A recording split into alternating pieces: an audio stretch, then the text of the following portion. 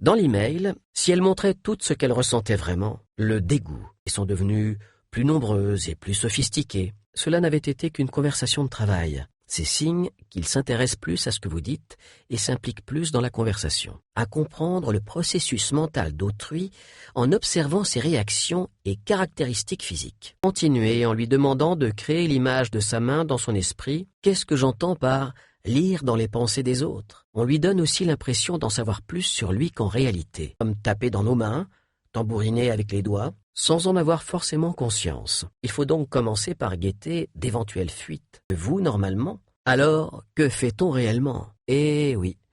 Commencez par dire que vous êtes d'accord, ne correspond pas du tout au sien. Une impression moins intense, qui dure plus longtemps, est souvent le signe que l'on réprime consciemment une émotion. Vous dire qu'il vient de voir quelqu'un avec qui il doit parler. Suis-je en train de vous dire que vous devriez planter des encres dans les personnes que vous voyez chaque fois qu'elles ont une forte émotion positive? Avant de commencer ce voyage avec vous. Autres déclencheurs émotionnels. Capable. Cette expression s'accompagne souvent d'un flux d'air dans le nez, un peu comme quand on renifle. Qui a écrit tout ça? Ce n'est donc pas le pendule qui donne les réponses.